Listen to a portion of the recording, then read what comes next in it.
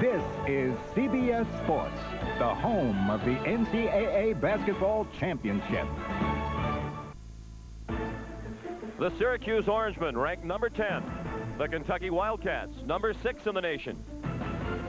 Two top 10 teams, each with dreams of the Final Four. Both have experienced exciting wins. For three. Got it! Oh, see, amazing. Syracuse, the winner. 60-59. And heartbreaking defeats. Kentucky will play it out. Shepard looks to the bench. He'll drive. And it's taken away. Arkansas has defeated Kentucky.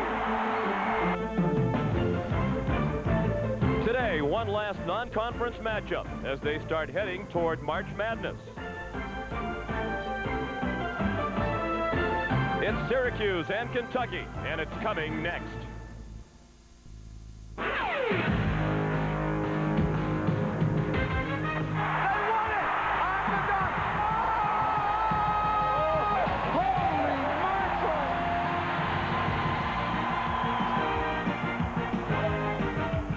Sports welcomes you to sold-out Rupp Arena in Lexington, Kentucky, where today Syracuse plays its first non-conference road game in more than 2 years as the Orangemen take on the Kentucky Wildcats. Hello, everyone, and welcome. I'm Sean McDonough. It's great to have you with us. These two traditional powers, exactly where you would expect to find them at this time of the year, each competing for its conference championship. Syracuse, a game off the pace being set by Connecticut in the Big East. Those two teams go head-to-head next weekend here on CBS. Kentucky in control in the Eastern Division of the SEC, well ahead of Georgia and Florida. I'm joined today by Billy Packer. And Billy, this is a marquee matchup on what has already been a very interesting weekend in college basketball. Well, President Clinton proclaimed this basketball week, and look what happened yesterday. Number 1 gets knocked off, Maryland gets knocked off, Arkansas gets knocked off. This league is up and down. Miami beats Georgetown. I think it's just incredible what's going on in college basketball, and it should be no different today. Syracuse and Kentucky, the Wildcats trying to avenge their defeat at the Carrier Dome last year. CBS Sports coverage of the road to the Final Four is sponsored by Mazda. It just feels right. Heineken, the #1 selling imported beer. Heineken, just being the best is enough. And by Hertz, for business, for pleasure. Nobody does it exactly like Hertz. Syracuse and Kentucky, a rematch of a game last February played at the Carrier Dome, won by Jim Boeheim and the Syracuse Orangemen. The win over Georgetown Monday night, the 450th for Boeheim as head coach at Syracuse. His starting front court is J.B. Reefsnyder in the middle with John Wallace and Lucius Jackson. The backcourt, Michael Lloyd and Lawrence Moten.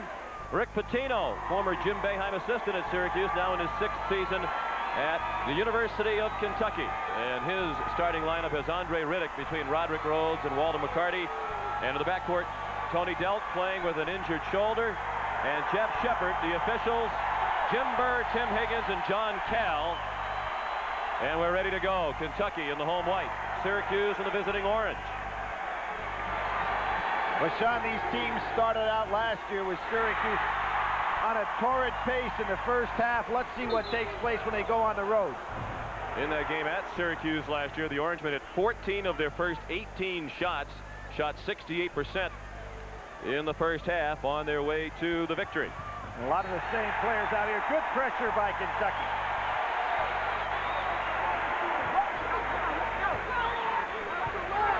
And it'll be Kentucky to inbound with Roderick Rhodes along the end line. 79-5 here all time under Rick Pitino are the Wildcats in this building that opened about 20 years ago. Terrific job by Jackson there to recognize what the play was going to be and get in the way. Riddick went into position to dunk. Lloyd double team. Syracuse coaches say a key to today's game will be how they handle the Kentucky pressure. A kick ball by Riddick, and Syracuse will have a fresh 35. We saw last week in the game that we had, Sean, where Jock Vaughn was able to go ahead against Connecticut, recognize when double teams were coming, and back the ball up. Lloyd didn't do that time. They go into Wallace, who is blocked by Riddick. And McCarty leads Kentucky into the front court. Riddick is the only player on the Kentucky team who has not attempted a three-pointer, so even somebody as big as McCarty could throw one up. Riddick scores the first points of the game. Pretty aggressive move coming out of Riddick that early in the ball game. Syracuse, of course, plays two centers. Almost share equal time, kind of like Kentucky did with Denton Riddick last year. It's an excellent post-up move by Riddick. Double team again, great steal. And Lloyd fouled Shepard. Or rather, the ball hit the end line off the hands of Shepard, the indication from John Cowell. So Syracuse will inbound, trailing 2-0, 50 seconds into the game. I think what Michael Lloyd's going to have to do against these double teams is use his size as a factor. He's smaller than the guys he's being double teamed by. He's going to have to put his head down and dribble through the double team. Lloyd went by Shepard, but then missed the off-balance shot. Nice pass, and the finish by Delk. Great breakaway by Kentucky. Something they work to prevent. Now let's see if Lloyd will keep his dribble alive and invite the double team and then penetrate through it. 4-0 Kentucky. Syracuse has gone 1:20 into the game without scoring. Kind of the reverse of last year's game. Lucius Jackson open, and that's a 3.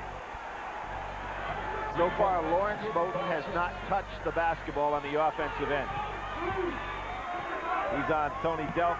Obviously, he'll have his hands full there. Delk coming off the great game despite the injury the other day, but great game at Arkansas. Delk for 3, well off the mark, and controlled by Lloyd. He has Moten ahead of the field.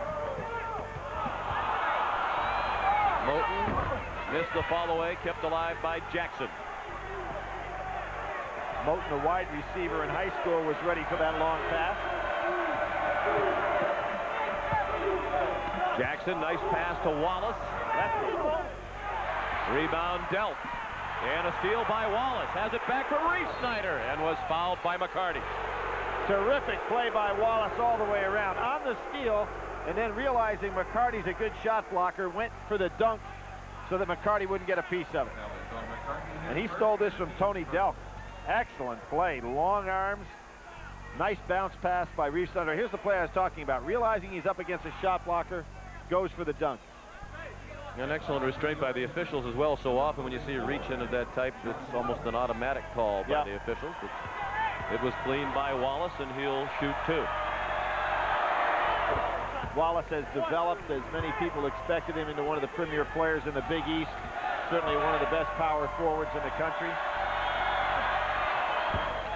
7 double-doubles so far this year, 12 last year. Solid performance. 26 career double-doubles, averaging almost a double-double for the year. Rhodes.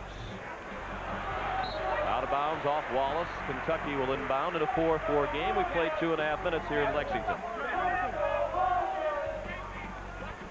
Syracuse setting up a little zone in the out-of-bounds situation.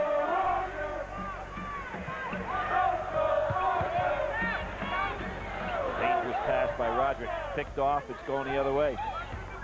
McCarty dribbled out of traffic. Still plenty of time on the shot clock. Delk missed a 3-point try, and perhaps he is bothered early on by the shoulder that he injured on Wednesday night here against South Carolina. He suffered a sprain of his AC joint in his left shoulder. For those who have not seen Lawrence Moten play, he's kind of an offensive player that will put you to sleep. I mean, you know, he doesn't ever look like he's pushing, and all of a sudden the game's over and he's got 19 points, 6 rebounds, a couple of steals. Jim Boeheim calls Moten the most consistent player he's ever coached. That's about the speed that he moves, but all of a sudden when he needs to turn it on and explode, he can do that. Moten on his way to becoming the all-time leading scorer in Syracuse history and in Big East history as well. He'll pass Derek Coleman for the Syracuse honor and Terry DeHare of Seton Hall to become the all-time leader in the Big East. We know how long it was with Chris Mullen holding that record for so long, and I didn't think there'd be anybody getting close to DeHare, but here in his silent way, Moten catching up the boat. Syracuse with 6 unanswered points, the last 2 from J.B. Reese Snyder. The Orange lead for the first time, 6-4.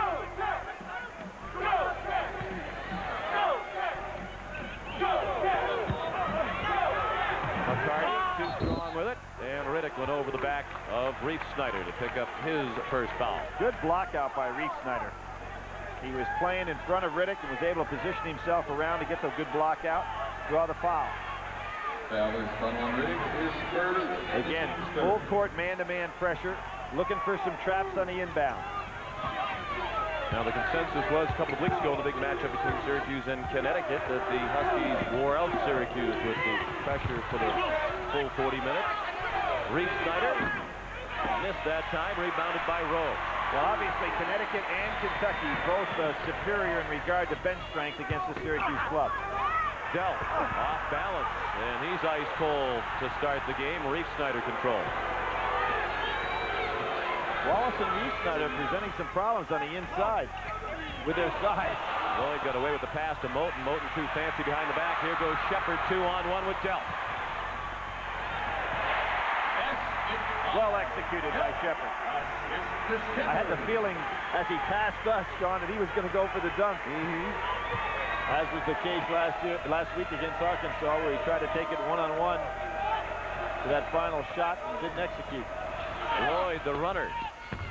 Wallace missed the jam as he tried to follow, and Kentucky will inbound.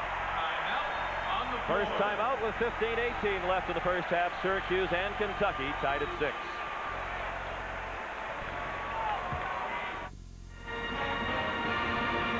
Billy, since this was a TV timeout, I thought it was awfully nice of our producer Bob Degas, director Bob Fishman, to come out of the truck and entertain the crowd during the television timeout with their acrobatic stuff. Amazing. How about him almost eating the rim there on that dunk? I watched these fellas develop a long time ago. First time I ever saw them was at Western Kentucky a long time ago. And they developed, obviously, into a national routine, and it's quite a show they put on. You mentioned Western Kentucky. Last night at Eastern Kentucky, a fundraiser for the baseball program there, and the guest speaker was Tommy Lasorda, who dropped in on the Kentucky practice yesterday to say hello to his friend Rick Pitino. Tommy is looking forward to hitting the spring training. Says he'll manage whoever it is who shows up in a couple of weeks. 6-6 the score. We've played just more than 5 minutes here at sold-out Rupp Arena in Lexington, Kentucky. Lloyd traveled. Lloyd had the right idea. Pretty good solid screen to get open. Moten set the screen. Lloyd, I don't think, realized how wide open he was for a simple jumper from about 16 feet. Neither team is substituted at this point past 5-minute play. Well, you would expect Kentucky to start coming in with some people, but the game really hasn't been at a pace for guys to be worn out yet. And not scoring prevents Kentucky from setting up their patented press. Kentucky 1 for its last 8 from the floor after hitting its first 2 shots of the afternoon. Tipped pass by Wallace, controlled by Jackson. Great anticipation by Wallace, and right now we see Moten doing a pretty good job on Delk. He's fighting through screens. Delk not getting a lot of good looks at the basket.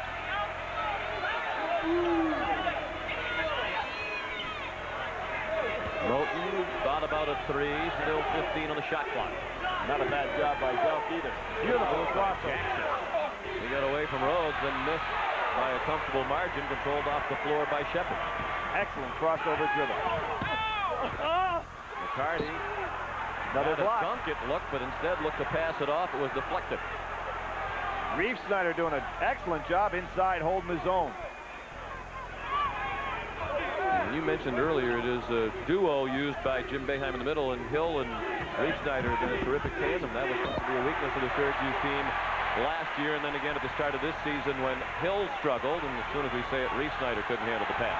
Well, the pass was right there. Reeve Snyder did one of those things you see so many guys do. He looked to score before he made the catch. Simple, fundamental. Sloppy start between these two top 10 teams, and now the crowd comes to life as McCarty scored in the lane. Lloyd with the ball. Shepard will try to hem him up before somebody takes off at him for the double. Pitino really wants more pressure on the ball out front. 8-6 Kentucky, down to 17 on the shot clock for Syracuse. Wallace off the pass from Lloyd. Nicely done. Boy, good weak side help that time on Roderick Rhodes. Boy, Kentucky out of sync. Pitino has seen enough. Riddick couldn't handle the long pass, and he'll be replaced by Mark Pope, number 41.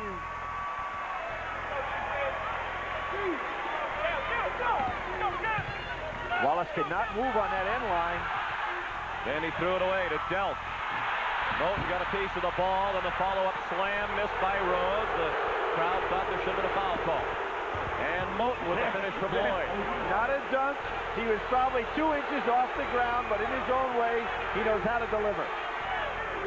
Syracuse by 2, 10-8 with 12:35 left in the first half. Pope tries a 3, and it rattles out into the hands of Moten. You kind of like the intelligence of this Syracuse team. I mean, they just seem like a bunch of old guys out there just playing their style, their pace. They haven't been rattled at all by playing here in Rupp Arena. Moten missed the 3. That's not a big part of his arsenal. He's a 30% three-point shooter. Dealt the pull-up. Great outlet pass, two-handed chest pass, about 60 feet by Roderick Rhodes. And Delt finished. Wallace trouble getting it in. To Lloyd. Lloyd coast to coast, missed the layup, controlled by Pope.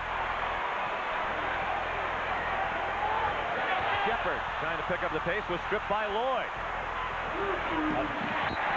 Now Wallace likes to go long with the passes, but he had no arc on that ball to be able to run underneath it. Out on the floor.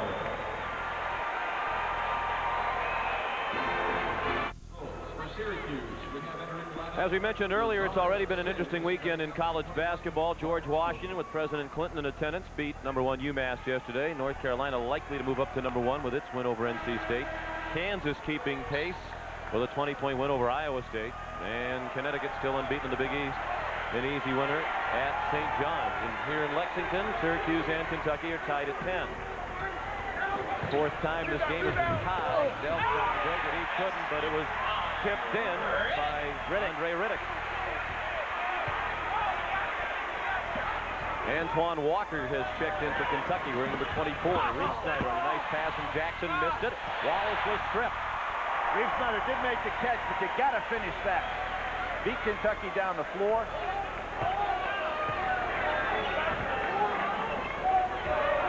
McCarty to Walker. Walker bothered the last couple of days by the flu, had a temperature of 102 yesterday. Riddick scores, and Kentucky leads by 4. That's Riddick's third basket of the game. Started this off with that good half hook. You can see how Lloyd right away recognized to beat that trap with his dribble. Riddick has 6 points with those 3 hoops Billy mentioned. He only averages 4.7 per game. He's 3 of 3 from the floor. With Lloyd, junior college's leading scorer for the last 2 years. Played on those great Baltimore Dunbar teams. Roderick Rhodes comes in along with Anthony So the young man has had some experience at high level. Anthony Epps comes in for Kentucky, replacing Jeff Shepard. Open hand, open hand. And Wallace inbound for Syracuse. The Orangemen trailed by 4 at 14-10. Slow start for these 2 top 10 teams. We're nearly midway through the first half. Otis Hill has it for Syracuse. Remember that crossover dribble by Jackson. Shot clock running out. They need a shot. And they didn't get it off. Lazarus Sims was hit in the face. And he goes down just as the shot clock expired. I think he got one of these deals where you get a scratch, hands come right down over the eyes. Jackson has to recognize the time. There was not time in order to get that off. I really thought that Sims was fouled on the play. I'm not talking about the scratch on the eye. More scores from yesterday's action involving the top 10. Maryland lost at Georgia Tech, and Arkansas was throttled in Starkville by Mississippi State. Michigan State continues to set the pace in the Big Ten. Sean Respert, another great game. Travis Best, since James Forrest has been hurt down at Georgia Tech, has just been on a tremendous roll. 2 of the better guards in the United States. Stoudemire had another big game for Arizona. Things happening all over the country. Epps missed his first shot. Battle for the rebound, controlled by Kentucky, and it's Wallace who came away with the rebound midway through the first half. Both teams making it very difficult to finish off on the inside. Kentucky doing a good job with their big people. Todd Bergen is in for Syracuse for the first time, wearing number 30. He's a freshman from Detroit. Lloyd looking to take Epps with the dribble. Syracuse has 4 field goals to this point and 8 turnovers, and again the shot clock is running out. Bergen has to force one up. And another 35-second violation. Pretty good defense when you put yourself in a position 2 times to prevent a shot from getting off. And I really think that Syracuse was lax, not setting up some kind of a 1-4 to clear out, realizing they're getting that shot clock down inside 6 seconds. Still 14-10, and the crowd trying to inspire the Wildcats with 9:20 left in the half. You would have expected maybe a little bit more of a high-scoring game out of these two. Walker, the pull-up. He continued after his own shot and got the putback. Well, at 6, 8, or 9, Walker does have the ability to put the ball on the floor. As does Wallace, who got trapped and lost it, but Bergen there to gather it in for the Cutes. This is the largest lead for Kentucky. Walker and McCarty really present matchup problems with that great size of theirs and then have the ability to really push it on the floor. And a foul called on Jared Prickett as he was bumping Wallace in the low post. That's the first foul against Prickett. Syracuse has still not been called for a foul. We're more than 11 minutes into the game. And as soon as we say it, on the inbound play, Tim Higgins has a moving screen. Lawrence Moulton. Kind of interesting. Two top leagues, SEC and the Big East. Syracuse leads in field goal percentage defense this year, 39-5 in the Big East. But they're the only team in the Big East holding opponents under 40%. In the SEC, there are 5 teams doing that. So entirely different styles of play. And obviously today, we see neither team getting it on a roll offensively. Rhodes traveled. 7 turnovers for Kentucky. And the team leading in that field goal shooting percentage defense in the SEC is Alabama, holding teams to 36-3, but they forgot to think about that yesterday against Georgia. One of the stats Rick Pitino emphasized is the difference between his team's three-point percentage and that of his opponents. And Kentucky doing a great job there. They're shooting 38% for the year from 3. Their opponents only 25%. Pitino says he'd like an 8-point difference between those numbers, and in his case, it's 13. Hill is fouled on his way to the glass. Next here on CBS Sports, superstars of the slopes, including Phil Mayer, Franz Klammer, and Debbie Armstrong, show off at the Visa Champions Cup, pardon me, from Deer Valley, Utah. Antoine Walker called for the foul, his first. Hill last year, of course, solid performer, but with the foul trouble, he really put Syracuse in a tough position, knowing that he was only going to play a certain number of minutes. Now, Reese Snyder coming on this year really helps alleviate that what was a serious problem for Jim Boeheim. That duo of Hill and Reese Snyder combined to average 13.3 points and 9.6 rebounds per game. Not playing Riddick at all. Walker threw it up there for Riddick to control. Now that's one of the fallacies in not guarding a man outside. Riddick did the right thing. He wasn't being guarded, and therefore he wasn't being blocked out. Kentucky by 6. Bergen off for Wallace. And a hold along the end line whistled against Kentucky. It's going against Riddick. Good change off the pass that time by Wallace. Too quick for Riddick to get there. And a timeout with 7:43 remaining in the first half. Kentucky with a 6-point lead. Timeout on the floor. Sean McDonough and Billy Packer welcoming you back to Lexington, Kentucky. The Baked Tostitos game summary, and neither team crisp in the early going. Well, Sean, you know, we're sitting here and I think reflecting what we're seeing in the fact that neither team with those kind of shooting percentages getting anything going at all. So the game basically doesn't have a life yet.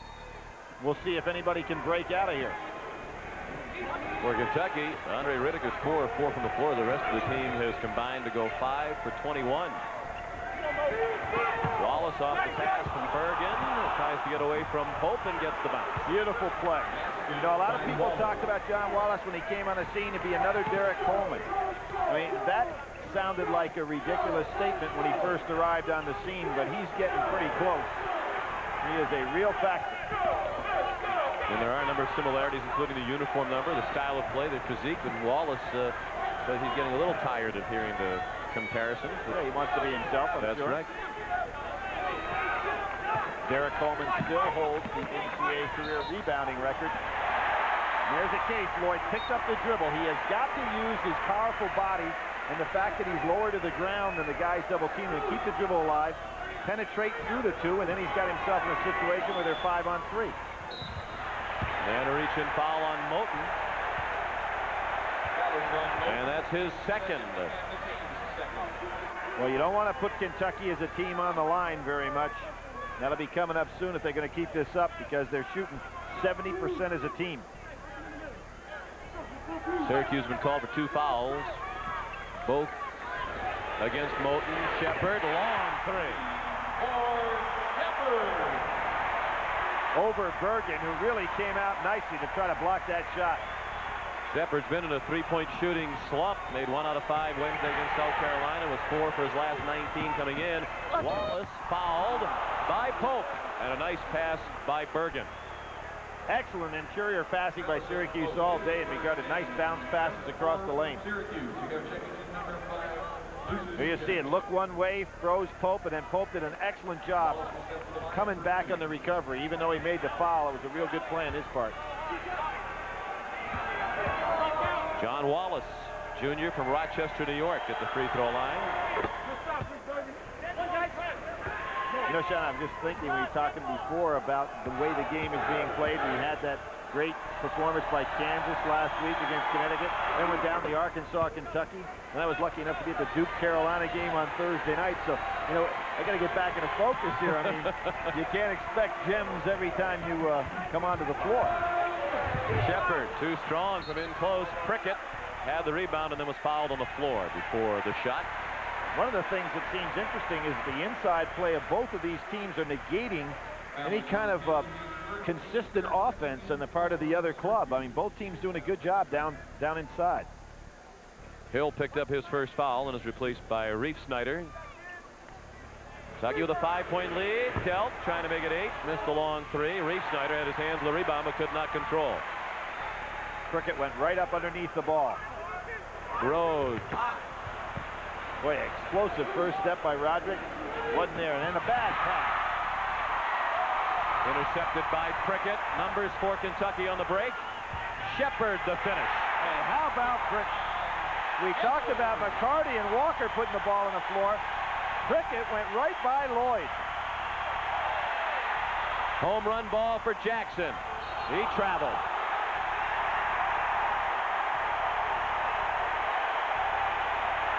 Jim Boeheim tells his team just to slow it down a little bit. They're trying to go for home runs down 7. That's hard to do. It'll bring the Kentucky fans right back into the game. Syracuse has turned it over 13 times. You saw the graphic a moment ago. They only averaged 16 per game. Prickett blocked by Wallace. Wrong.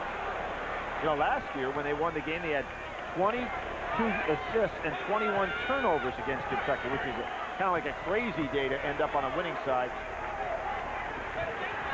7-point lead for Kentucky. Matches the largest lead for the Wildcats today as we tick down toward 5 minutes left in the first half. Wallace nearly lost it in traffic, then missed from in close. Reef Snyder kept it alive. Here comes Delp. Look for the pull-up.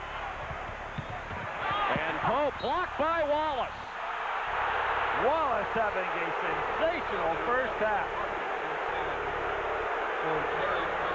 This is just great hustle on his part, because super passing by Kentucky, nice teamwork, and here comes Wallace with another block. 20-second timeout called by Syracuse. And that gives us a chance to tell you about our college basketball lineup next weekend here on CBS Sports. We hoop it up with conference clashes, the Big Ten and the Big East. On Saturday, the Michigan Wolverines go at it with the Wisconsin Badgers. Then Sunday, doubleheader action beginning at 12:45 Eastern. First, Indiana puts out the unwelcome map for Purdue. And then the UConn visits Syracuse in what could be a battle for the Big East lead at the Carrier Dome. That's next Sunday at 3, Connecticut and Syracuse here on CBS. You know, Indiana, Purdue, another one of those great matchups that they have had over so many years. Two coaches that are so competitive. Purdue doing what they always seem to do in the Big Ten. Gene Katie's club, you never hear about them. Nobody writes about them. All of a sudden you look up there, they're number 2 in the standings, fighting for number 1. They're right there chasing Michigan State. Important game for them on the road. And for Michigan coming off of that loss to Minnesota, that young team got to try to get back on track. Minnesota, one of the craziest clubs in that league. At home, they're impossible to beat. Hope with the bucket, and Jackson fouled him from behind. That was Jackson. That's his first and his fourth. Great time, a cross-court lob. So effective if you've got a guy that can get it up there high enough. See it come right over the defense. Nobody's going to be on the weak side with inside position there. Good job by Pope. First free throw of the game for Kentucky. Bounces off for Pope. And Lloyd commits another turnover. He thought somebody was going to stop and handle that pass. He had 2 men out there, both going to the basket. Everybody running. Nobody looking to take the reception. Syracuse with nearly as many turnovers as points here in the first half, and now Kentucky turns it over. This has been ugly, and it continues so as Moten kicked it out of bounds. Well, I just read Jimmy Boeheim's lips over there, and he looked out to say, what are we doing? And that is a good question, because everybody's trying to make the spectacular pass. Neither team getting in the flow of their offense. Delk took it inside and missed, and the rebound by Moten. Syracuse has 5 field goals in the half and 15 turnovers. And Delk, how about 16? That's right, he took it away from Moten. How about 17? And now Syracuse has numbers, but is the turnover inevitable? Nicely done, and Pope called for a foul as Jackson took it to the rim. Both teams mirror image of each other out here without able to get a flow. We haven't seen like a nice offensive set with a jump shot coming off it. Of course, that is something that's constant with Kentucky. Pope's foul, his second, sends Jackson to the line. The senior from Beaumont, Texas, son of Luke Jackson, who played for Philadelphia's NBA championship team in 1967. This young man was born in Philadelphia. Many people think that was one of, if not the greatest team in NBA history. Philadelphia can make a claim for that. Those of us who live in New England might argue for the Celtics. They won a couple more championships. LA people may. No, I said that specific team. Yeah, right. Not wedged in among all those Celtic championships. Okay, Red Auerbach Jr. Who undoubtedly is a proud alum of George Washington. With their win yesterday, Jackson controls it off the backboard. I didn't see President Clinton come out with any cigar yesterday. That's what Red would have done. Oh, tapped in by accident. And I believe it's Jackson. It is Jackson credited with the hook, so Syracuse trying to scratch back in it. And they get help from the Wildcats, then Hearn hit right back over to Walker. I have never seen a game like this with 2 teams of this caliber. I mean, they are just not in any flow whatsoever.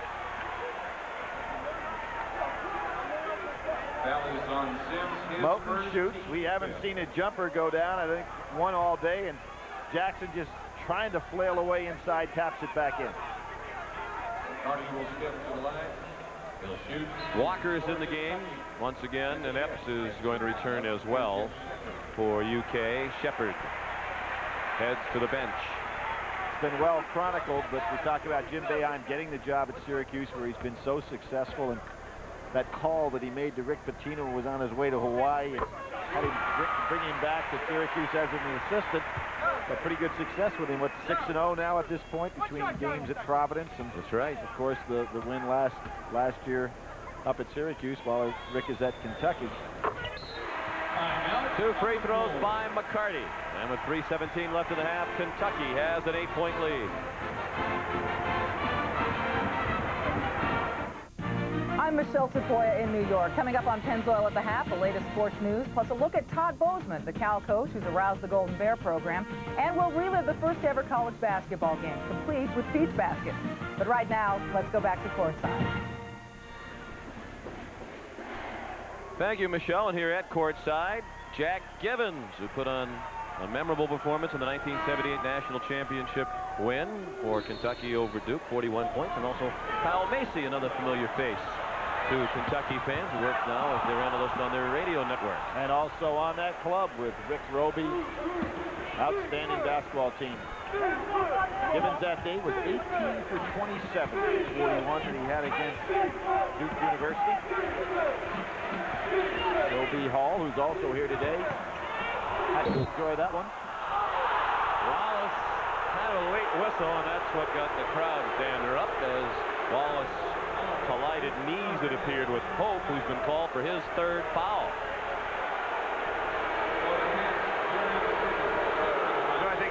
Back, obviously, when you think of these two teams, too, in Syracuse's first Final Four back in '75, they played in a Final Four with Kentucky.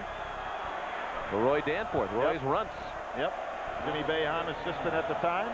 There you can see Pope got him right in the knee.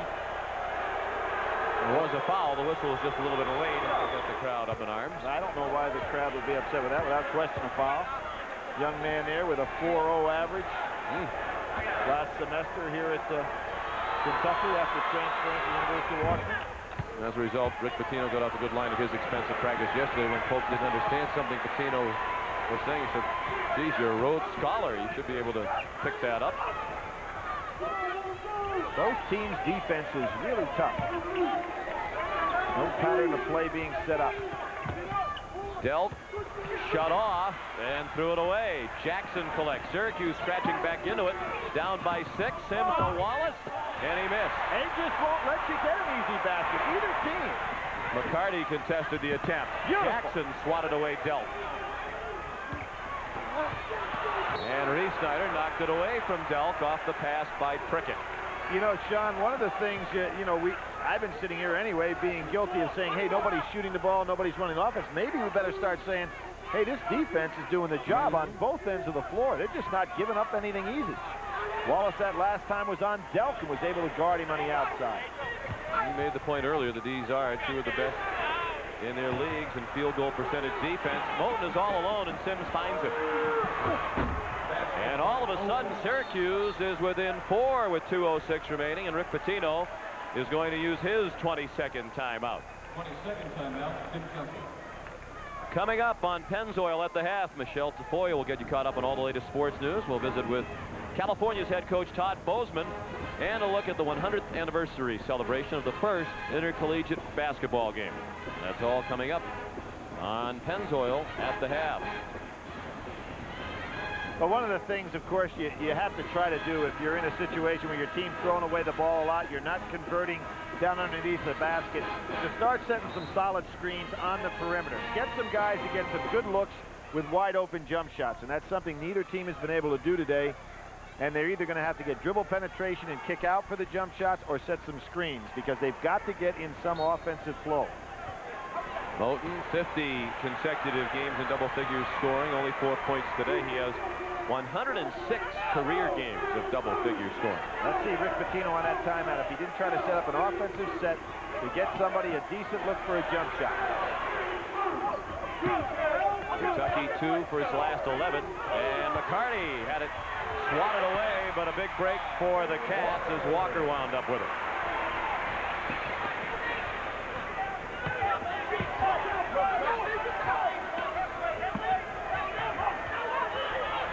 Jackson for 3, short, Reese Snyder.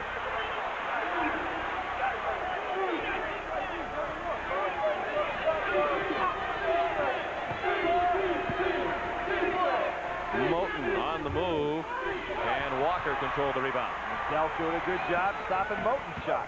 Prickett, offensive foul. Interior defense has been outstanding. And here's a case where Sims just holds his ground, gets position, waits on Prickett, takes the charge.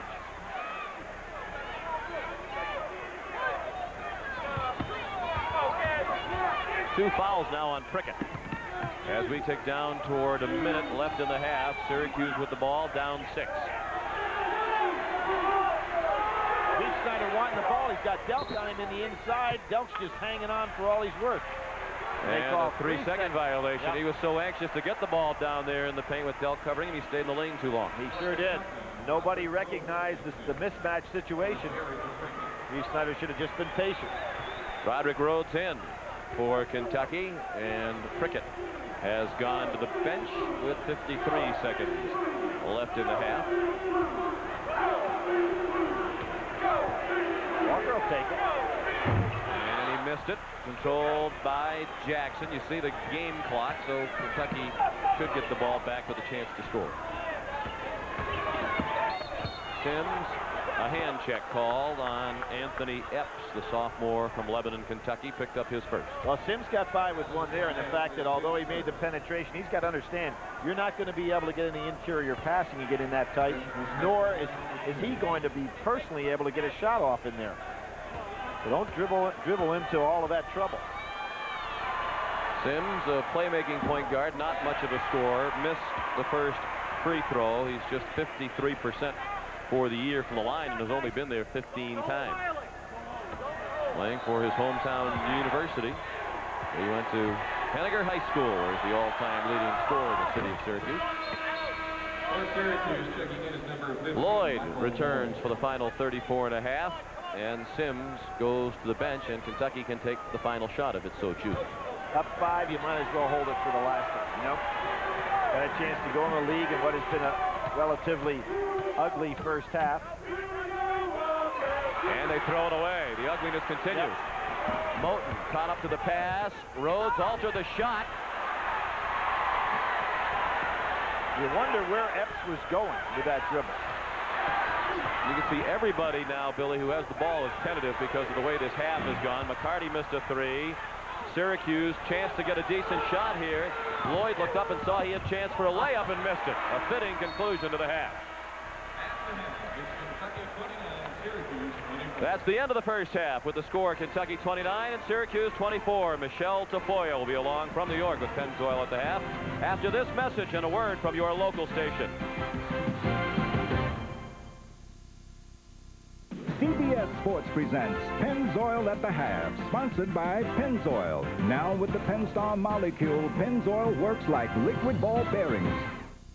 A nice pickup in frozen, snow-swept New York City, home of the CBS Broadcast Center. We welcome you to Pennzoil at the Half. Hello, everyone. I'm Michelle Tafoya. Our score after 20 minutes of action in Lexington, Kentucky leads Syracuse 29-24.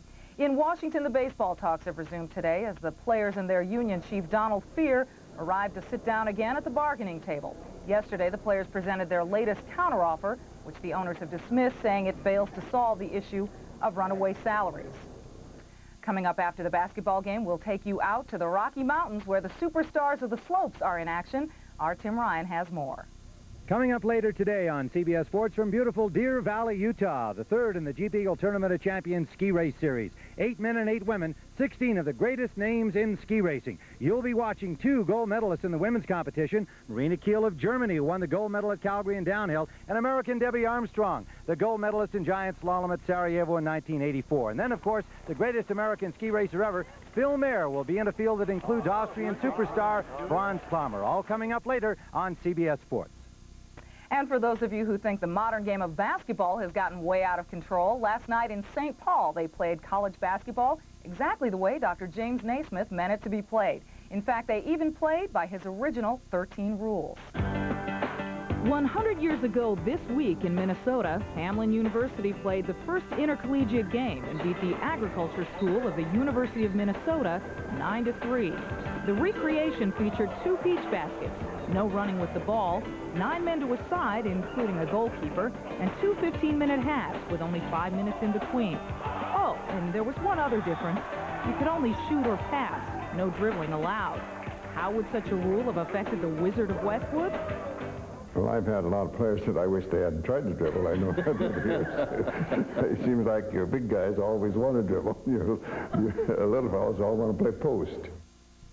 And next, a visit with a young coach who's setting out to dominate the Pac-10, Todd Bozeman of California. You'll see why some of the hottest young players in the country are saying, "In Todd we trust," as At the Half continues right after this. Welcome back to Pennzoil at the Half. In golf, after 3 rounds at the AT&T Pebble Beach National Pro-Am, Kenny Perry has a 3-stroke lead. 4 players are tied for second. Also in the hunt, Jack Nicklaus, Tom Watson, Payne Stewart, and Nick Faldo. But yesterday, it was Bill Murray who stole the show. I got a feeling we're not the only one. All we want to do is have some fun until the sun comes out on the Monterey Peninsula. And the sun has come out, and we'll have live coverage of the final round from Pebble Beach later today at 3 o'clock Eastern Time here on CBS. Turning back to college basketball, Todd Bozeman knows all about impact players. At the relatively tender age of 31, he's already a legend for recruiting them. In fact, ever since taking over the head coaching reins at Cal 2 years ago this week, Bozeman himself has been an impact player on the college basketball scene. How cool is Jason Kidd?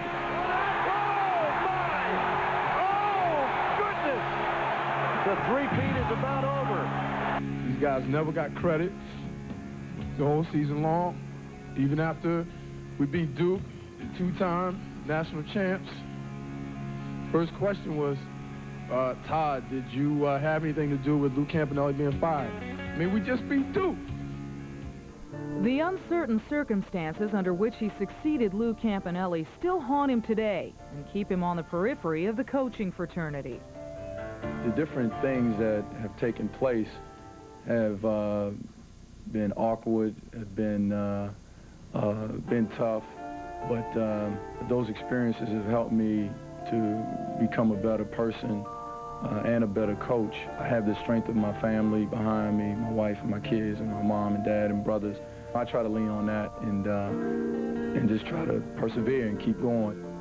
Bozeman played his basketball at Rhode Island, where he was the MVP his sophomore year before sustaining a major ankle injury. In order to pursue a basketball career, he had to turn to another avenue of expression, coaching. My goal wasn't to be a coach. Early on, and you might laugh at this, I wanted to be a director, and I wanted to get into TV and radio, but coaching kind of just happened by accident. Once I got into coaching, I decided my goal was to be a head coach by the time I was 30. In June, Bozeman sent 2 underclassmen into the NBA, sophomore Jason Kidd now with the Mavericks and Lamont Murray now with the Clippers. I think he's a great coach which will help players, young kids, today grow as a man. And I mean, he'll show and expand your game because he'll let you do what you want to do. And I mean, you don't find that in a lot of college coaches. Without Kidd and Murray, few expected Bozeman to field a competitive team. But the 11-7 Golden Bears have added 2 new freshman stars, Tremaine Folks and Jelani Gardner. I knew that coming here, he would let me play my game, whether it's fancy or showtime or whatever. As long as I get the job done, he would let me do that. I think what's special about Coach is he gets along with everyone, and he's real. And he's like my father. You can come in and talk to him about anything. I want to always be able to communicate with my guys and continue to help them grow. I don't want to look at things and think that my success is pretty much just determined by wins and losses. Is how I affect the guys and the kids and helping them to continue to grow as people. And Bozeman's recruiting magic continues. 6'9" forward Sharif Abdur-Rahim of Atlanta, arguably the best high school player in the country, will be going to Berkeley next fall rather than staying at home at Georgia Tech, as had been widely expected. I'm Michelle Tafoya in New York. Thanks for watching Pennzoil at the Half. Sean and Billy will rejoin us from courtside after this message and a word from your local station. Pennzoil at the Half was sponsored by Pennzoil. Now with the Pennstar molecule, Pennzoil works like liquid ball bearings. CBS Sports coverage of the road to the Final Four is sponsored by Sprint. We've got everything you need, local, long distance, and cellular, to let you be there now. And by Baked Tostitos. You got Tostitos, you got a party. Welcome back to Lexington, Kentucky. At halftime, the homestanding Wildcats with a 5-point lead over the Syracuse Orangemen. Sean McDonough and Billy Packer, and Billy wasn't a very impressive shooting half for the Orange. Well, it really wasn't. Everybody on both teams trying to get the ball down inside. You can see 7 for 26 is Syracuse. Kentucky is 13 for 40. They're not doing much better. They're shooting 32%, and 32 is a magic number because it's the number of turnovers on the part of both of these teams. They've been trying to pack the ball down inside, both teams defensively stopping that. Let's see which team comes out first and gets a perimeter game going. That's the team who's going to win this one. And let's take a look now at some other statistics from the first half. Syracuse shot only 27%. Kentucky only slightly better. Kentucky did a good job with the offensive glass, 11 offensive rebounds. McCarty had 3.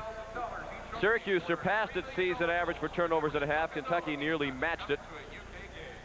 And the leading scorers, John Wallace of Syracuse with 9 points, 6 rebounds, and Riddick had 8 to lead Kentucky. The leading scorer for Syracuse, Wallace, had a terrific half but didn't have much help, and as a result, the Orangemen trail at halftime for the first time this season. And in the case of Riddick, he's 4 for 4. You take that 4 for 4 away from this situation for Kentucky, and you really have an abysmal first half from a shooting percentage standpoint. Largest Kentucky lead in the first half was 9 points. Largest Syracuse lead was 2. The last time Syracuse led was at 10-8, and we're underway. Syracuse in possession to begin the second half. Try to post up Moten down inside on Delp. Delp a great leaper, so it's tough to take him down in there and take advantage of it. Moten, and the second half begins as the first half went for Syracuse.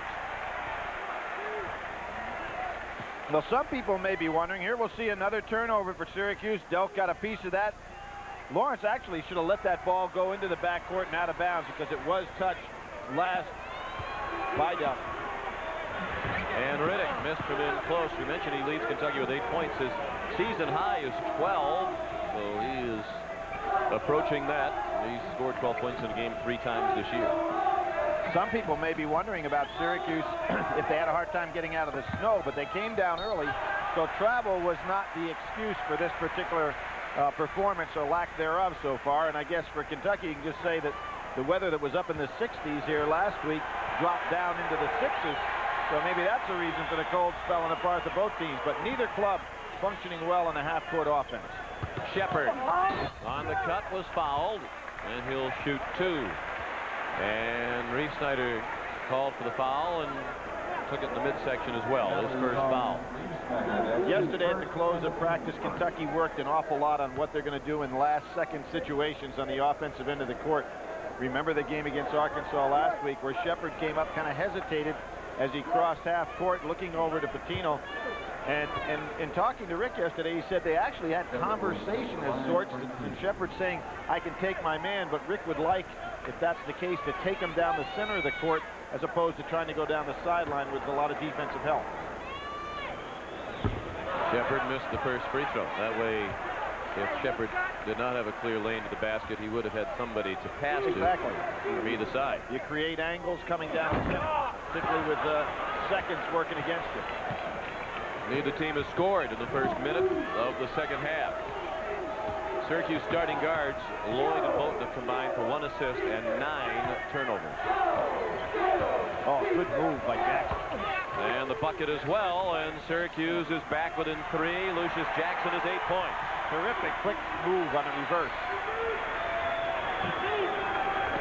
Rhodes was shut out in the first half. He traveled. Had a good idea. He had beaten Jackson to the spot, realized Jackson's going to be late getting there. Shuffled his feet. Jackson handles the inbounding pass and hit the deck as he got tangled up with Rhodes. Lloyd off for Moten, and he's fouled, and he'll go to the line for 2, and he makes both Syracuse be within 1 point. You know, this reminds me of some Big East games of yesteryear. You know, it really does. A Georgetown-Syracuse game in the Garden for the Big East Championship, or Seton Hall in some of those years with P.J. Carlissimo against Georgetown. Just nobody gets a shot inside, period.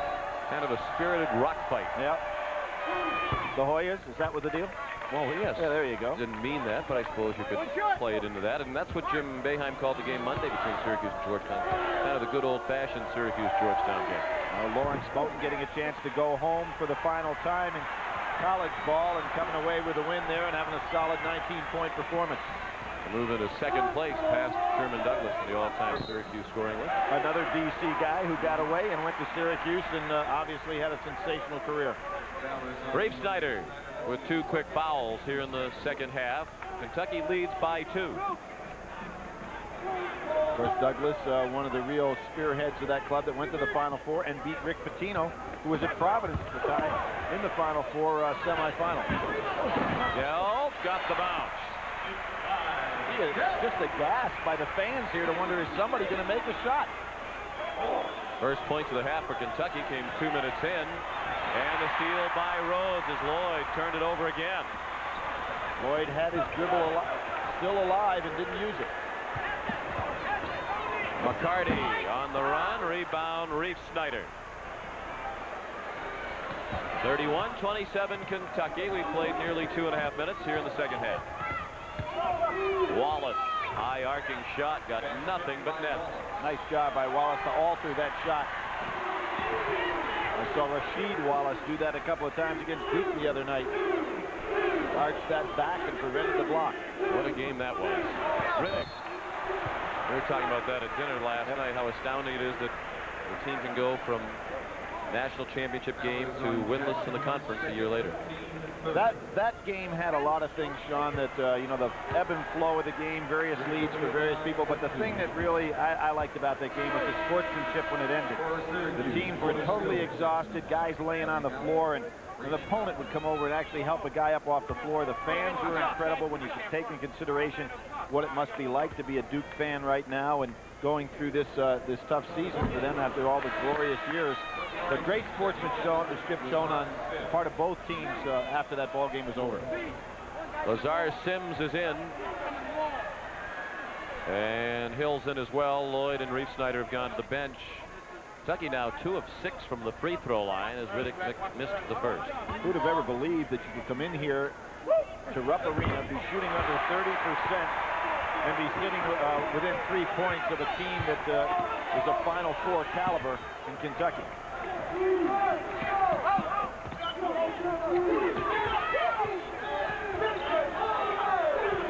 Wallace strong in the lane and got the bounce. Basket by Wallace. 13 points for John Wallace. Considering the fact that they're playing in a 60-point game, 30 apiece, that's a huge offensive production on his part. Near the conclusion of today's game, Billy and I will select a genuine Chevrolet player of the game from each team. Chevrolet donates a $1,000 scholarship to the General Scholarship Fund of each school. Last lead for Syracuse is at 10-8. Sims gives them the lead. Will it count? Excellent crossover dribble by Sims. We saw Jackson do it earlier. He wants the basket. Are they going to give it to him? Yes, they will. And Syracuse takes a 1-point lead. The foul on Sims. The crossover dribble across. Delp comes up underneath, and I really think that it should have been a foul on Delp. Sims was in the air before Delp got in position.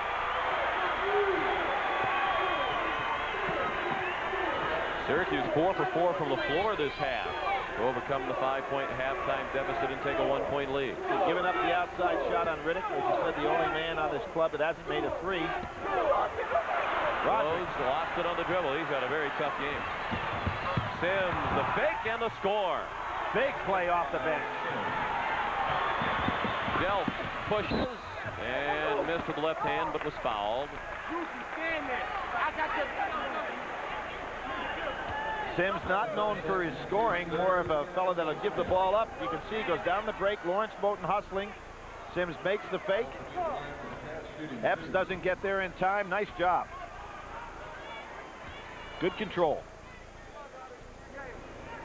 Delp missed the first. Kentucky, as Billy mentioned, a decent free throw shooting team for the season, bricking them up from the line today. Foul on Jackson was his 3rd. Delp doesn't go to the line that much for the simple reason he's such a good perimeter shooter, but today there've been no jump shot. 4 for 9, the Wildcats. Moten, nice job of breaking the pressure. 2-on-1 for the moment. Hill from Jackson, blocked but fouled. McCarty went up to swat the shot, but also got a piece of Otis Hill. You notice what Syracuse is doing against the press now. They're throwing the ball over the top. Kentucky is pressing, and they basically have got 4 men down inside the foul line. So Syracuse, when they can make that first pass over the top, have themselves in a 2-on-1 or 3-on-2 position to score. 2 fouls on McCarty, 2 on Kentucky here in the second half. Hill did not get the bounce on the first free throw. Otis Hill, the first cousin of Danier Abrams, the standout forward at Boston College. Both come from families that like to eat well. Yes. And Abrams, amazing what he can do with that body of his. And he's doing it again this year despite a tough season for Boston College. And fouled was Riddick from behind by Wallace, who didn't like the call when hopping all the way to the corner. Well, remember in the first half, the block by Wallace from behind, I believe it was on Pritchett. Thought he had another one right there. He was only credited with 2 blocks in the first half. And if I thought he had a lot more than that, and he certainly altered a lot of shots. Still having the conversation with the ref. Yes, he was. Tim Higgins telling him that he's had enough to say on this subject. Riddick at the line. Fans go crazy with Andre hits him. He's 10 for 20 on the year. Got the bounce to tie the game at 35. It hasn't been pretty, but it is competitive.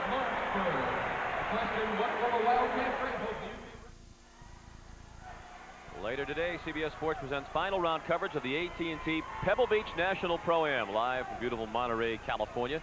Kenny Perry, the leader after 3 rounds, has bogeyed the first hole, so his lead has dwindled to 1 stroke. That's the AT&T Pebble Beach National Pro-Am later today on CBS. Home run ball. Moulton was open, but Wallace, who's a huge Dallas Cowboy fan, didn't make like Troy Aikman on that one. Well, it may have worked earlier this week for a home run to Jackson, which they practice often, but Wallace long overdue there. That one was thrown out of bounds, actually. Remember Derek Coleman's toss against Indiana, the championship game? That came up short. This one way long. Dealt, very long 3. Riddick missed the slam dunk attempt on the follow. Still tied at 35 with 15:40 remaining. Nice dribbling by Sims. We're going to update the progress of Bill Murray in that Pro-Am at Pebble Beach as well. You know, my partner at times, Jimmy Nance. Yes. One of the great thrills of his life would be presenting the Pro-Am Championship to Bill Murray wearing that hat. Would that be some scene? The dignified Jim Nance, Mr. Murray, here's your trophy. I'm glad they brought Bill Murray back. There was some talk that last year might have disrupted the proceedings, but Murray was terrific for golf. It could use a little more levity. Jackson, they wanted a charging call that was not forthcoming, and then he buried the 3 to give Syracuse a 3-point edge. This is one of the strangest college games, considering the teams and the players that I have seen. McCarty.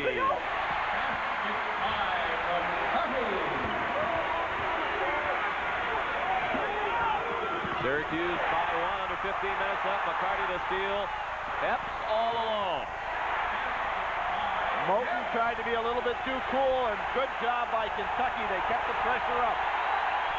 And the Cats lead by 1, despite the fact that Syracuse is 6 of 6 from the floor this half. Moulton trying to make it 7 of 7 was fouled by Riddick. You saw what Moulton gave up his body completely there, shielded Riddick. Riddick is still talking to the referee right now, but Moulton was very clever in what he did here. Knowing he's going up against a shot blocker, watch, he puts his body out. No way for Riddick to get there. Lawrence sacrificed the shot to pick up the foul. Riddick departs with 3 fouls, 3 on Kentucky in the half. Syracuse has already been called for 6 fouls here in the second half, so Kentucky will be shooting the rest of the way. Moulton, 5 turnovers, 1 assist. And Moulton already had the ball, but John Cal stopped the action and says Prickett should be allowed to come into the game. Well, the official just had a little miss. Well, they only had 4 players on the floor. And, you know, just good teamwork on the part of the officials there. They made a mistake and said, hey, not the end of the earth. Give it back to Lawrence and let him shoot it.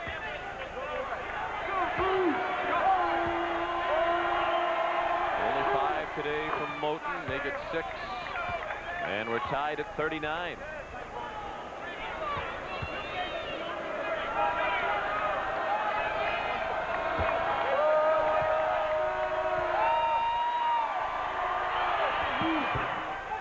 And Moulton made both. And back and forth we go. Syracuse up by 1 with 14:35 left.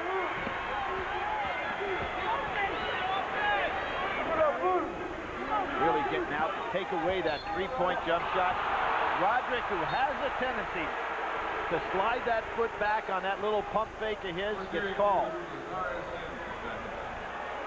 He's had an inconsistent career, has Rhodes. That's one thing he's been striving for ever since he came out of St. Anthony in Jersey City, New Jersey. He came to Kentucky, very highly touted. He's been inconsistent. Epps intercepted, but then knocked it off the sideline, so Syracuse will inbound near midcourt. Lloyd really running away from the pass. Now they've got basically 2 point guards in the game, does Syracuse. Be interesting to see if that'll help their ball handling, Eddie, to go ahead and get the ball to some kind of a half-court set. Kentucky comes out and traps half-court. Moten is on the bench. Hill, the pump fake, and he missed it. Tried to shoot around Pope. Prickett the rebound. Good defense by Pope. And the first miss from the floor for Syracuse. Prickett didn't get the bounce. Hill up in the air in traffic for the rebound. You know, although Syracuse doesn't have a deep team in numbers, they have nice replacements at almost all positions. Wallace scored along the end line. He has 15. The Syracuse lead is 3. Sims giving them good production today in the backcourt. Hill doing likewise at the center spot. And a 20-second timeout called by Kentucky. We're happy to report that Bill Murray and his professional partner Scott Simpson only 5 shots off the pace in the hunt for the Pro-Am title at Pebble Beach, which comes your way next. Next weekend, CBS Sports with all kinds of college basketball action on Saturday, 4 Eastern Time. Michigan is at Wisconsin to take on the Badgers at Michael Finley. Then Sunday, it's doubleheader action beginning at 12:45 Eastern Time.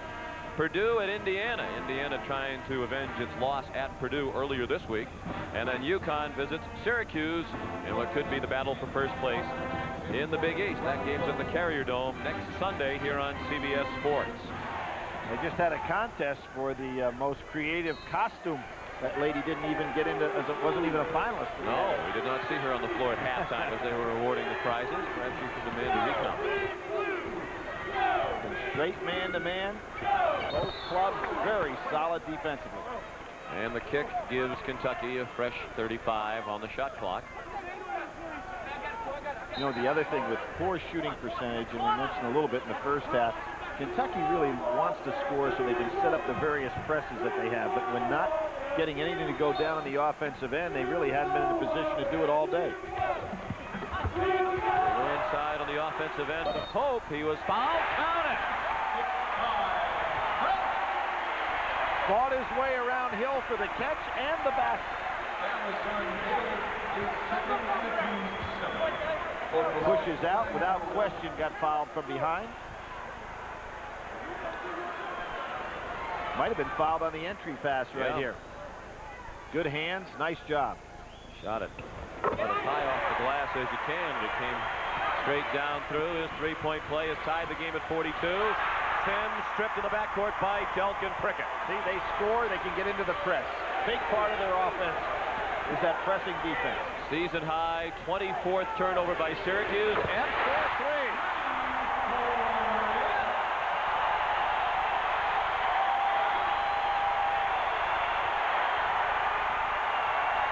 Kentucky by 3, under 13 remaining. The pass got deflected. Hill, you can see that coming. Epps wound up with it. Well, Boeheim's going to have to go for a timeout here, get Moten back into the game. Sims fouled dealt. And right on cue, here comes Lawrence Moten. But first, the timeout called by Syracuse. Kentucky by 3. 12:48 remaining here in Lexington.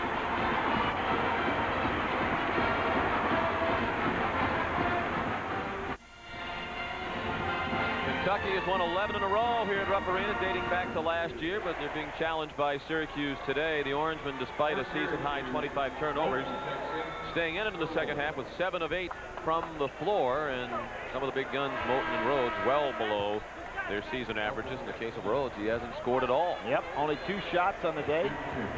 No, it's interesting, you know, we think of Syracuse and we think of the Dome, and one of the reasons, obviously, they don't have to go on the road that much out of the conference is because the Dome is such a great spectator situation and a good money payoff. But they have not lost a non-conference game against an opponent on the road for a long time, and the last team to beat them was right here at Kentucky in Rupp Arena. McCarty being tended to on the sideline, a cut along the eyebrow. We mentioned at the top of the telecast, for Syracuse, it's the first non-conference road game of the season. 5-second count on the inbounding play. And their first regular season non-conference road game since December 9th of 1992. Jim Boeheim isn't going to leave the Carrier Dome if he doesn't have to. Back in December of 92, they went to Knoxville and beat Tennessee, but their last loss on the road in a non-conference game was during the 87-88 season. They lost here at Rupp Arena to the Wildcats 62-58. Of course, when you get 30,000 a night in there, exactly. why give up that gate to go on the road? Exactly. Dangerous pass, cross court under the other team's basket. And Wallace got it over midcourt, and then in frustration reached out to grab Prickett. That could have been an intentional foul. When you start to look at today's games and piece together, Prickett is one guy that has had a solid ball game. Good rebounding, nice defensive efforts. Obviously, nobody has got big totals in this game as far as scoring, but he's been solid.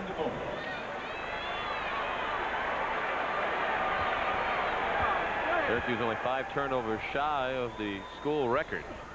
It's really hard to figure out what they're trying to do against the press, because they've had guys that you don't want putting the ball on the floor, dribbling the ball even in the back court.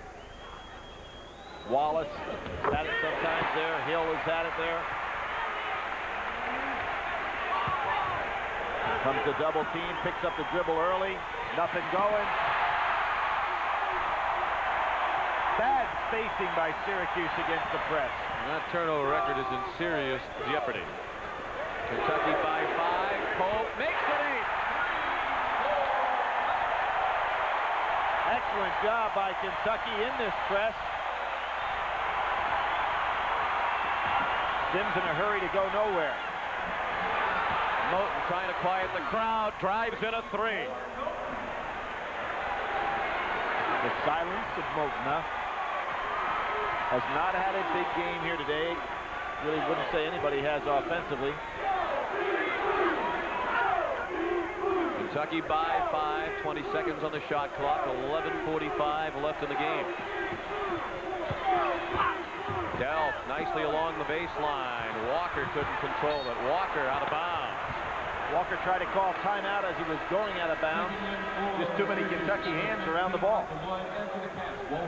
Michael Lloyd is back in for Syracuse. Lazarus Sims goes to the bench. What Kentucky has done a pretty good job on in this press is making sure there's no breakaways long, and then waiting until good double team traps in the backcourt. I mentioned the Syracuse coaches played before the game. The key thing today, handle the Kentucky pressure. They haven't done that very well, but they're still in the game, trailing only by 5.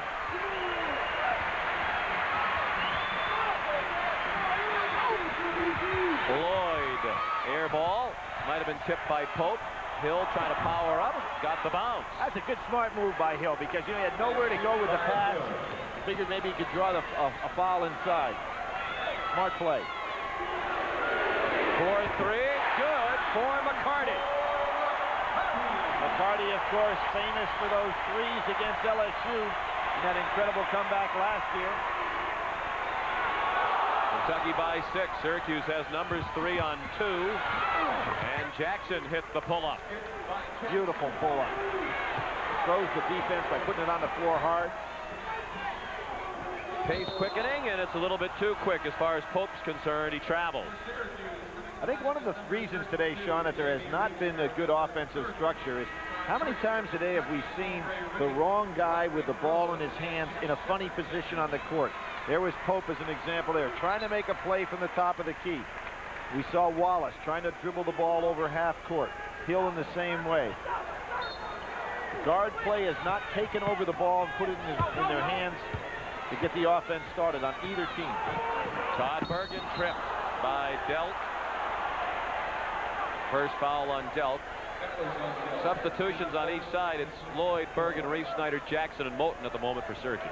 You can see where Delp came from behind. Very seldom are you going to get it by with that kind of steal, particularly if you come up so hard with the hands. And for Kentucky on the floor, Shepard, Rhodes, Riddick, McCarty and Delk. Jackson for three. It rattles out to McCarty. Long pass for Delk. Oh, he corralled Jackson, and Delk knocked it out of bounds. He hit the ball, then clotheslined Jackson, who went down. Score up 4. You're having a bad day in regard to any kind of offense. You don't take chances like that on those passes. I mean, it's just not a good idea. Got to be consistent when you're turning the ball over as much as they are today. Midway through the second half, exactly 10 minutes remaining. Kentucky by 4, and the foul's on Epps, his second. Lawrence Moten put in a little overdrive shuffle there. Epps didn't anticipate that he'd go on by him. 15 foul against Kentucky. Syracuse already over the limit with 9 team fouls. Syracuse 10 out of 13 from the floor this half, but they've only cut the halftime deficit from 5 to 4. Hand checked the call against Epps, and the crowd didn't like it, nor did Rick Pitino, as Lloyd kicked the ball, but John Cowell said the foul was first. Starting to pile up now.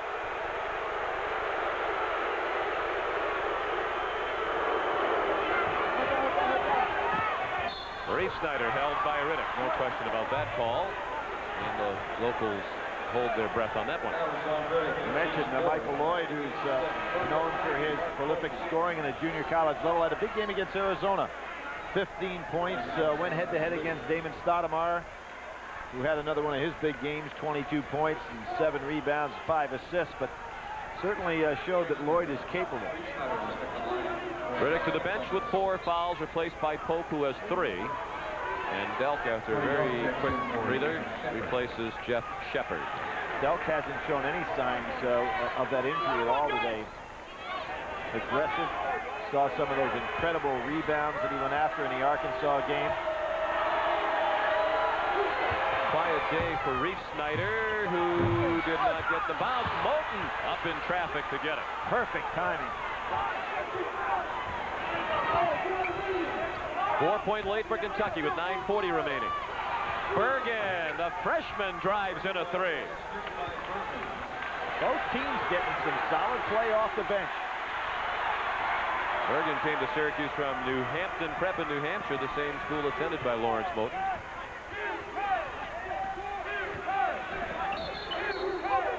Pushing and shoving away from the ball. And it's against Syracuse. It's Bergen trying to fight his way through a screen, pushed off. Had he not given that little extra hand check there, he'd have gotten by with it. Here we see the solid screen coming up.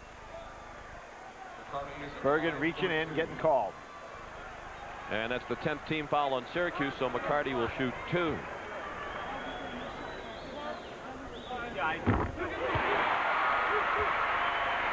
He made the first, the junior from Evansville, Indiana, out of Harrison High School, same high school attended by Calbert Cheney, the former Indiana great. McCarty, of course, came to Kentucky, had to sit out his first year. Bergen, instead of, you mentioned him about going to New Hampton Prep, instead of sitting out at Syracuse for a year, went to Prep. He was signed out of high school from Detroit.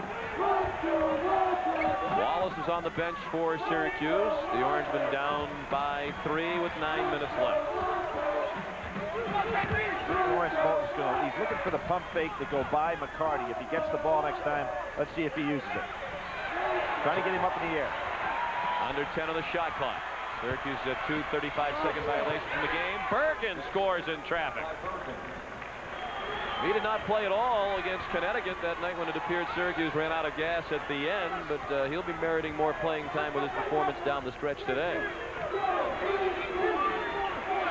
Nice. Great pass by Rhodes, and Delk the score underneath. There's a case. Roderick not scoring today, but still looking for the open teammate. Nice play. Lloyd, the push. Jackson short with it. Rebound, Epps. He's double-teamed and threw it over the head of Delk. Numbers for Syracuse, 4 on 3 in the half court. And Reese Snyder traveled. Another walk. We have 3 turnovers on 1 play. Even the referees can't believe what they're looking at now. It's been the strangest of strange games. Hill back in for Reeve Snyder, who was huffing and puffing as he went to the bench. And you really wouldn't anticipate it. You know, these clubs they're playing in outstanding leagues. They've been playing very good basketball. We saw both Syracuse against Georgetown this week, and of course Kentucky against Arkansas. Playing solid basketball today. Both teams having their problems. 51 total turnovers between the two. 29 of them committed by Syracuse. Walker was fouled on the way up. So more free throws for Kentucky with a 3-point lead. 7:47 left. You're looking at a free throw shooting contest maybe the rest of the way. Second foul on Todd Bergen. Now Antoine Walker at the line, freshman from Chicago. Rick Pitino says the most talented freshman that he's ever had in his program. Said he thought he was the most talented high school player in the country last year. Some recruiters concerned about rumors of attitude problems, and Walker candidly admits one of the reasons he came to Kentucky was to be in the discipline system of Rick Pitino. CBS Sports coverage of NCAA basketball will continue after this message and a word from your local station.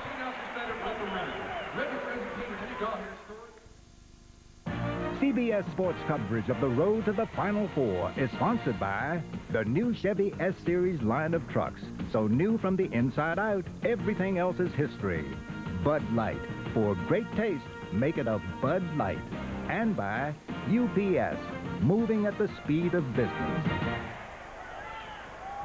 Well, the great Kentucky tradition lost one of their all-time, if not their greatest player of all time, Alex Groza. Number 15, part of the national championships for Adolph with the Fab Five teams in 48 and 49. MVP of the NCAA Final Four both times in both 48 and 49. Part of the Olympic team in 48. One of the great teams, college teams of all time. And I'm sure that everybody in Kentucky will miss that great legend. Moten, NBA three, and he got it. Stand still, one-hander. That was, what would you say, Sean? That was about 24 feet? It had to be in that vicinity. Yep. Not quite like the one we saw Dillard of Arkansas throwing yesterday against Mississippi State, but pretty close. Well, Dillard counts the three-point line as he crosses half court. That's right. That's his line. Walker fouled, and it bounces off. That three-pointer by Moten got Syracuse back within 2. We're down to 7:08 remaining. He's right on that black line. He's behind it, so he's a good 4 feet behind the 19-foot line. John Wallace back in. Todd Bergen, who gave Syracuse some productive minutes off the bench. And Wallace rested now. Had a very productive game before he went out and got a chance to stay out of further foul trouble. Ready for the stretch drive. Walker missed the first of 2. Otis Hill just collected his 3rd personal. Walker now 2 out of 3 from the line today. Good looking touch. Syracuse down 3 again, struggling to inbound. You notice Syracuse never schemes trying to get that ball inbounds, and that's why Kentucky has been able to stay right with them as they break from the top.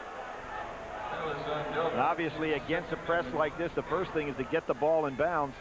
Sometimes, even when Syracuse gets it in bounds, the guys are kind of off balance to make a play from there. Do you think screens would be helpful against yeah, I really do. I think that you have to play against this kind of press as if you're taking the ball out of bounds going in the other direction. Get the ball in bounds first and then get a chance to operate. So many times today, Syracuse has been running away from the pass. Wallace well off on the first free throw, but tracked down by Jackson, who's made some timely big plays for Syracuse today. Jackson, for his size, really has excellent quickness. Moten to tie it. Oh, my goodness. Only a 30% three-point shooter for the year, and worse than that last year.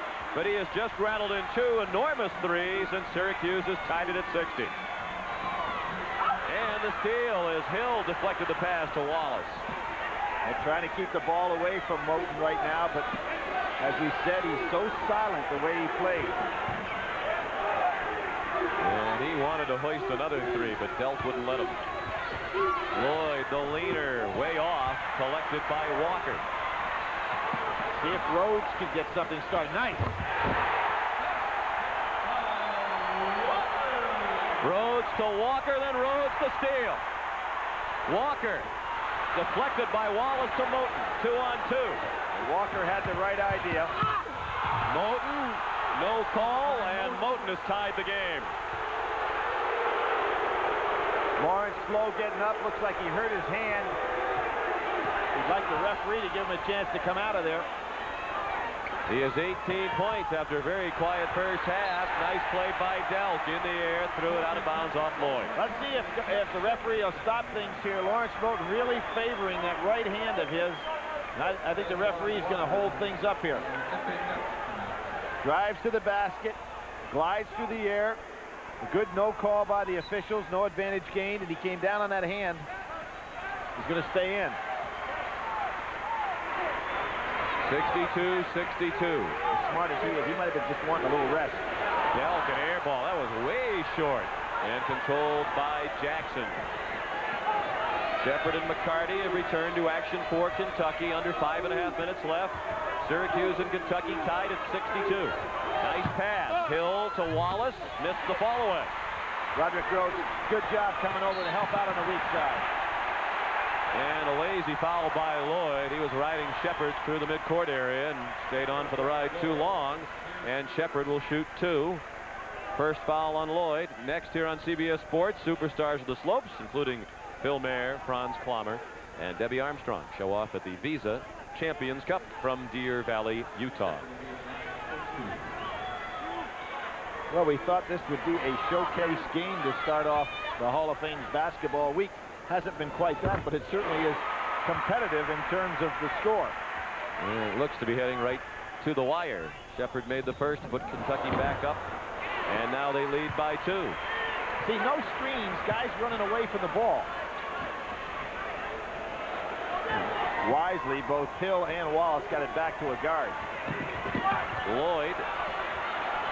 Bad pass. Delk intercepted. 31 turnovers, 1 shy of the school record. It went out of bounds, but off Syracuse, and Kentucky will inbound. They didn't call a foul? No. I thought they called a foul on Lawrence Moten. And, of course, Kentucky from here on out, and for about the last 5 minutes, seems like they've been shooting. They've got the 10 fouls, shooting 2. Syracuse has been called for 13 fouls in this half. Still 5 minutes remaining. They got the 10 in a hurry. Pope for McCarty, working on Wallace, and he stepped on the end line. That was good defense by Wallace. Held his hands up, didn't come down on the chop. Interior defense for both teams excellent today. Lazarus Sims and J.B. Reefsnyder return to action for Syracuse. Hill and Lloyd have taken a seat. Syracuse 1 shy of the school record, 32 turnovers against Cornell in the 75-76 season. Sims makes you nervous every time he puts the ball on the floor. Delk really after Moten right now. And Shepard playing Sims tightly. See the shot clock down to 10. And Jackson knows the situation. He looked up at the clock. See, Moten wanted the ball back, but Delk wouldn't let him have it. And Sims traveled. No call. He hopped to the basket. Missed the shot anyway. Delk around Moten. It rattles off to Wallace. Delk changed it in midair to his left hand. Really should have gone and drawn the foul. Lawrence Moten wanting to take this game over offensively now. And launches a 3 that rattles out. That easily could have gone down. Moten tipped it. And Kentucky will inbound under the bucket, leading by 2. 3:43 remaining.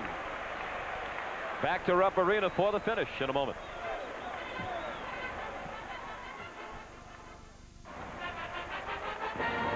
Well, Sean, we're going to see a lot of changes in this top 10 this week. I have to look at North Carolina moving up to #1. Kansas, you know, the Dean Smith and Roy Williams, his disciple, right there, probably 1 and 2 this week. Connecticut probably moved. Maryland has to come down somewhat. You've got to expect after that loss to Georgia Tech. Kentucky with a chance to move up. Arkansas going down. Michigan State moving in. Who knows what's going to happen with these two today? I'll tell you, confusing situation, isn't it? I think Mass will fall to number 4. Number 4? Yeah. Well, down underneath Kansas, certainly, after the loss to Kansas. Rhodes, well short with it. Syracuse with the ball, trailing by 2. Sims, stutter step. They thought he traveled again, and he missed the shot. Not a good decision by Sims. You're down 2. You've got possession of the ball. Didn't have the good numbers. And it cost them big time. Yes, it did. Big momentum builder for Kentucky as Delk hit a long 3 to push the UK lead back to 5 as we approach 3 minutes remaining. And there was one of those mental decisions that really cost him. He got a point. Nice switch out front. And Wallace traveled. 32 turnovers for Syracuse, tying the school record. And Kentucky has turned it over today 25 times, which is their season high and ties the record for the most they've ever committed at Rupp Arena. Syracuse with a timeout. They've fallen behind by 5 with 2:53 remaining.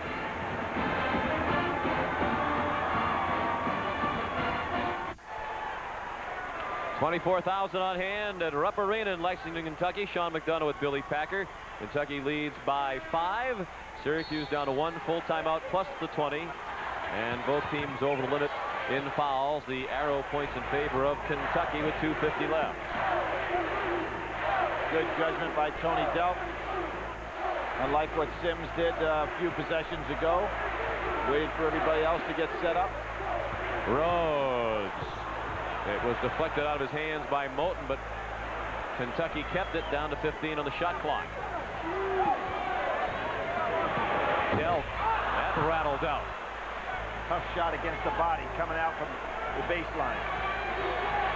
10th rebound for Wallace. Another double-double for John Wallace today. Syracuse has gone more than 3 minutes without a field goal. They've missed their last 4 shots to fall behind by 5.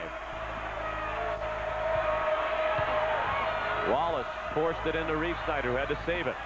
Wallace. Reeve-Snyder a tip. Shepard knocked it out of bounds. 2 minutes remaining. Fresh 35 on the shot clock. The Visa Champions Cup of Skiing coming up next, and later today on CBS Sports. Out to Pebble Beach for the final round of the National Pro-Am. Moten. Lawrence trying to do maybe a little bit too much right now. And Wallace went out of bounds. Jim Boeheim furious. He thought that Shepard pushed him out in front of the Syracuse bench. Well, there's no such thing as a force out. It's either a foul or he walked out with it. And the officials rule he walked out with it. Here's a 2-2-1 full court press by Syracuse. Delk missed again. It gets tipped to McCarty. Reeve-Snyder had it clang off his hands into the hands of McCarty, and it's Kentucky by 7. Blocked the call on Shepard as he collided with Moten. Now, if you're playing against a guy like Moten and you realize how explosive he can be, and as a senior and veteran player, how he wants to take over the game, I think you maybe take that into your advantage and realizing he wants the ball. He's going to try to shoot. Look to double him a little bit more. He's looking to shoot rather than pass. 1-on-1 opportunity. That was the 9th foul against Kentucky this half, and Moten made the first. He has 19 points. 1 over his average.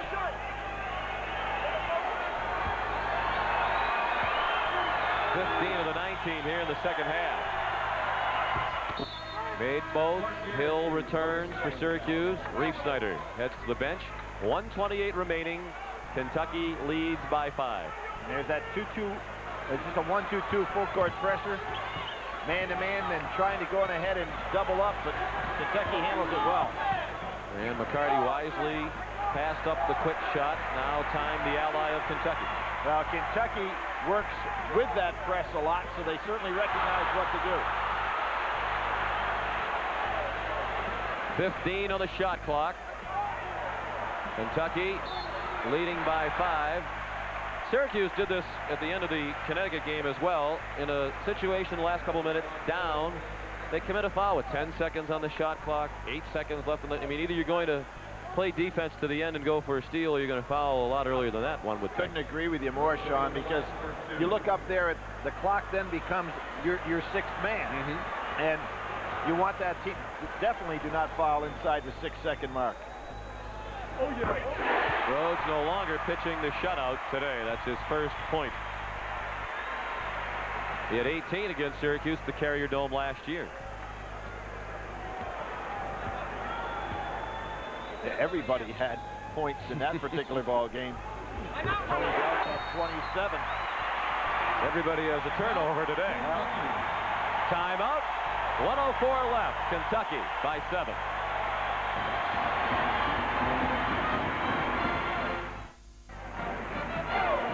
With 1:04 remaining, Kentucky leads by 7. The genuine Chevrolet players of the game are John Wallace from Syracuse, a double-double today, 15 points and 11 rebounds. And Andre Riddick from Kentucky, 11 points, 1 shy of his season high, and 5 rebounds. A check in the amount of $1,000 will be donated to each college's general scholarship fund to further assist qualified students in all chosen academic fields. Fouls piling up here in the second half, and the arrow still points for Kentucky. And if you're Kentucky, you definitely don't want to foul here. Just let that clock work its way down. And if you're Syracuse, you're going to have to foul immediately if you can score. You can see Moten is trying to do all of it by himself. Lloyd, long three, batted around. Nice play by Shepard, but Jackson wound up with it. Might have gotten away with a travel. And then short with a 3. McCarty controls. Got a foul. And they do very quickly. Well, they had some looks. Down 7. You got a 3-possession situation. So you got to go for 3s, and you got to foul immediately. You know, I think back of that loss that Kentucky had at Syracuse last year. Put him a little tailspin in it. And remember, this fellow right here got him out of it in that incredible comeback against LSU. Would have been 3 in a row for Kentucky, which doesn't happen much in this program that Rick Pitino has. McCarty made the first, following Otis Hill his 4th. And Kentucky by 9 with 40 seconds left. And Lloyd just got to dribble and put it up. Jackson for 3. That rattles out. Pope the rebound, and Kentucky is on its way to victory. Shepard on his way to the bucket, missed the layup. Again, the clock is here. You know, he's your teammate. You don't have to shoot that shot. Moten from the corner. Syracuse has missed 11 shots before that follow. They had missed 11 in a row. And you can see that Jim Boeheim wanted the timeout, but he wants to continue to play. Kentucky players are walking off the court.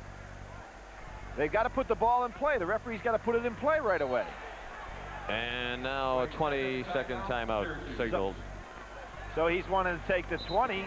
I don't know, looking at his players, how good an idea that is, though. You got Jackson hands on knees, Lloyd hands on knees. They've only played 8 men today. I mean, if he wants to be fresh, why not take the breather and set something up? What he wanted to do is he wanted to go ahead and jump right on him so that Kentucky could not get organized. But he's lost that now. Yeah, he lost it because the referees didn't realize what he wanted and really gave Kentucky a nice little break there. Right. Well, I think his players, being the less deep team, could use a breather. And they reach in. And you wonder, we talk about, you mentioned it earlier, it's an excellent point, the people that Boeheim brings off the bench, they're quality substitutes. Yeah. But again today, against an opponent that traps and presses the whole game, only 8 Syracuse players played. You're seeing the effects of fatigue here at the end. They go 5 minutes without making a shot. It appeared the legs went.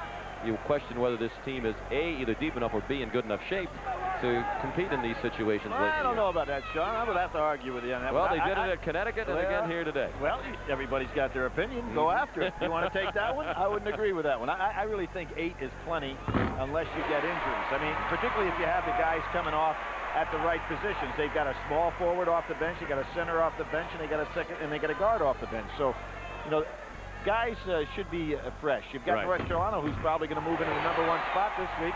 And they basically play with 5 men, you know. I agree that 8 is plenty if the 8 are in shape, but there are a couple of examples here in the last week and a half or so of Syracuse going in the tank down the stretch against a team that presses from start to finish. And dealt the exclamation point. Moten at the buzzer. Oh, count it. A little bit too late. An unusual game, to say the least. Syracuse, a school record in turnovers. Kentucky with an arena record. And they've played in this building for 19 years.